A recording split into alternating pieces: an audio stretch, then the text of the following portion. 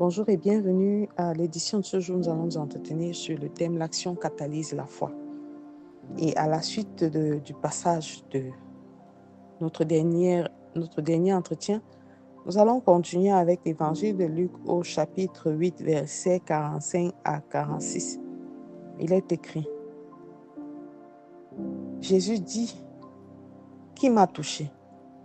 Comme tous s'en défendaient, Pierre et ceux qui étaient avec lui dirent: Maître, la foule t'entoure et te presse, et tu dis qui m'a touché? Mais Jésus répondit: Quelqu'un m'a touché, car j'ai connu qu'une force était sortie de moi.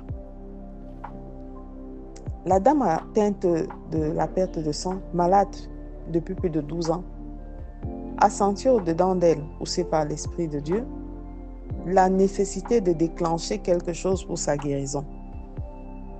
Alors, elle a posé une action volontaire. Et cet acte a donné lieu à un événement spirituel majeur. Une puissance est sortie de Christ. Et c'est cette puissance qui est sortie de Christ qui a opéré la guérison. Tout récemment, nous avons parlé de partir de la posture de contemplation à l'action. Parce que l'action nous permet de bouger de notre zone de confort. L'action nous permet de sortir de la conviction à un acte audacieux et ciblé. Parce que rien n'arrive si réellement vous ne vous levez pas par vous-même.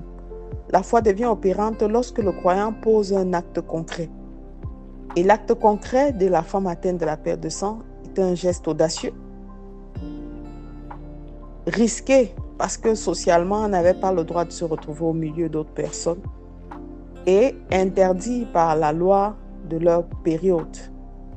Mais cet acte audacieux, risqué, était chargé de foi et a produit la guérison. Bien-aimé, combien de fois tu es resté assis? L'Esprit de Dieu t'a même guidé, t'a dirigé, t'a montré ce que tu dois faire et quelles sont les personnes que tu dois toucher. T'a montré les démarches à suivre, mais parce que plein d'orgueil, de peur, tu n'as pas pu te lever et obéir à la parole de Dieu. Cette femme a reçu la révélation et elle a obéi. Ce n'était pas un toucher involontaire. Jésus a senti qu'une force est sortie de lui. Il s'agissait d'un acte concret et d'une interaction volontaire. Elle croit et elle agit. Et la foi s'exprime au travers de ce mouvement. L'acte a été le déclencheur de la puissance de Dieu. Parce que la parole de Dieu nous dit: la foi sans les œuvres est morte. Quelles sont les œuvres que tu as? Tu es porteur de foi, tu es porteur de projet, tu as une vision à laquelle le Seigneur t'a appelé. Tu as des prospections, des projections. Tu as même des partenaires qui t'entourent.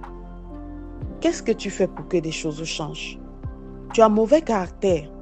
Tu te contentes de développer et te réjouir des prophéties qu'on te donne qui plaisent à ta chair. Et pour preuve, rien ne change dans ton entourage. Tu es tout aussi mauvais, méchant, envieux, jaloux. Mais bien aimé, rien ne change jusqu'à ce que toi-même tu changes. Tant que tu ne passes pas à l'action, n'espère pas que ton entourage va changer parce que tu vas prier beaucoup. Non, l'entourage va changer parce qu'au travers de la prière, tu laisseras l'Esprit de Dieu te transformer et tu deviendras cette personne qui pose des actes de paix, de joie et de réconciliation dans son entourage. On ne donne que ce qu'on a. Alors si au travers de toi il y a le chaos, pose-toi la question de ce que toi tu donnes. Pose-toi la question de ce que tu fais. Pose-toi la question de comment est-ce que ta vie est.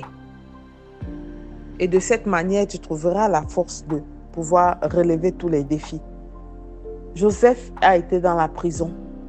Il a été serviteur dans plusieurs endroits. Mais il n'a jamais cessé de faire de bien. Même dans la prison, il n'a jamais cessé de rester disposé pour les œuvres de Dieu.